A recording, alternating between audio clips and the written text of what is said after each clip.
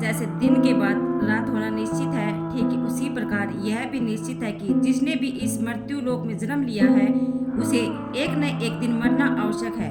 अर्थात अगर पृथ्वी लोक पर कोई सबसे बड़ा सत्य तत्व है तो वह है प्राणी की मृत्यु। फिर भी कुछ लोग ऐसे होते हैं जो इस सच्चाई को स्वीकार करना नहीं चाहते हैं। और आप सभी ने देखा होगा कि हिंदू धर्म में मृत्यु के बाद शव को जलाया जाता है। साथ ही आपने यह भी देखा होगा कि अगर किसी की मृत्यु सूर्यास्त के बाद होती है तो उसका दाह संस्कार अगले दिन किया जाता है, रात को नहीं। ऐसे में आपने गौर किया होगा कि किसी परिवार में अगर किसी की मृत्यु शाम के बाद होती है तो उस शव को अकेला नहीं छोड़ा जाता। परंतु मित्रों, क्या आप जानते हैं कि शव को रात भर अकेला क्यों नहीं छोड़ा जाता है? अगर नहीं तो इस वीडियो को अंत तक जरूर देखें, क्योंकि मैं आपको इसी सवाल का जवाब बताने वाली हूँ, जिसका वर्णन गरुड़ पुराण में विस्तार से किया गया है। तो चलिए अब बिना किसी देरी के गरुड़ पुराण की यह बातें जानते हैं।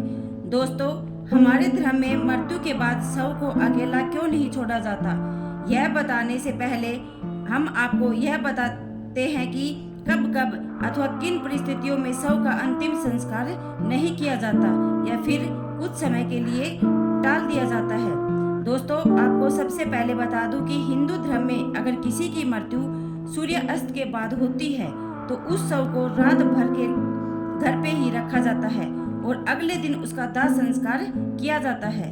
इसके अलावा अगर किसी की मृत्यु पंचक समय में होती है तो उस शव को भी घर में कुछ समय के लिए रखा जाता है और जब पंचक काल समाप्त होता है तो उसके बाद ही उसका दाह संस्कार किया जाता है।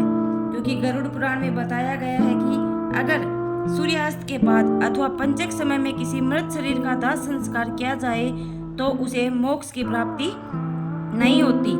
इसलिए अगर कोई रात में मर जाए तो ऐसी स्थिति में शव को लेकर शमशान घाट नहीं जाते हैं और शव को घर पर ही रखा जाता है। सुबह होने का इंतजार किया जाता है और ऐसे में मृत शरीर को एक भी पल के लिए अकेला नहीं छोड़ा जाता। कोई ना कोई व्यक्ति हमेशा रखवाली के लिए मौजूद रहता है। मृत शरीर को अकेला नहीं छोड़ने का सबसे बड़ा कारण यह है कि अगर मृतक को अकेला छोड़ दिया जाए तो हो सकता है कि कुत्ते बिल्ली जैसे जानवर उसे नोच खाएं।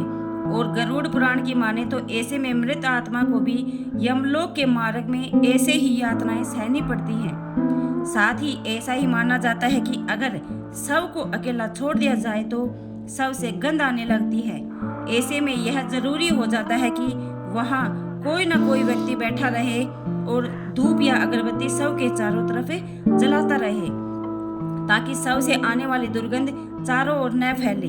गरुड़ पुराण के अनुसार भगवान विष्णु गरुड़ जी के पूछने पर कहते हैं कि हे पक्षीराज, न सिर्फ इसके अलावा अगर किसी की मृत्यु हो जाती है और उसकी कोई भी संतान नहीं है तो ऐसे में इस समय पर भी शव को घर पर रखा जा सकता है जब तक कि उसका पुत्र या पुत्री न आ जाए। क्योंकि जब खुद की संतान मृत शरीर को मुखाग्नि नहीं देती तो उसका उद्धार नहीं हो पाता, अर्थात वह कई वर्षों तक इसी मृत्यु लोक में भटकता रहता है।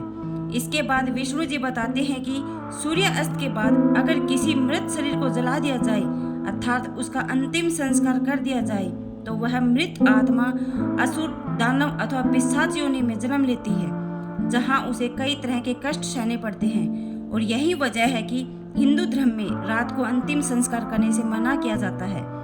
आगे विष्णु जी बताते हैं कि रात में मृत शरीर को अकेला छोड़ दिया जाए तो उसके शरीर में आसपास भटक रही ध्रुव आत्मा भी प्रवेश कर जाती हैं, जिसके मृतक के साथ ही उसके परिजनों को भी कई तरह के कष्ट भोगने पड़ते हैं। साथ ही यह भी बताते हैं कि शव को अकेला इसलिए भी नहीं छोड़ा जाता क्योंकि मरे हुए आदमी की आत्मा वहीं पर भटकती रहती है और अपने परिजनों को देखती रहती है। कहा जाता है कि इंसान की मौत के बाद शरीर आत्मा खाली हो जाता है और इसी वजह से उस मृत शरीर में कोई बुरी आत्मा का साया अपना अधिकार जमा सकता है। और इसी कारण से दोस्तों कि रात में शव को अकेला नहीं छोड़ा जाता और कोई ना कोई इसकी रखवाली करता रहता है। दोस्तों, आप क्या सोचते हैं नीचे कमेंट में हमें ज़रूर बताइए। साथ ही अगर आपको गरुड़ पुराण की ये बातें पसंद आई हो तो इसे ज़्यादा से ज़्यादा लाइक और शेयर करें। अगर आप हमारे चैनल पर नए हैं तो ऐसे ही वीडियो देखने के लिए चैनल को लाइक और सब्सक्राइब जरूर करें। धन्यवाद।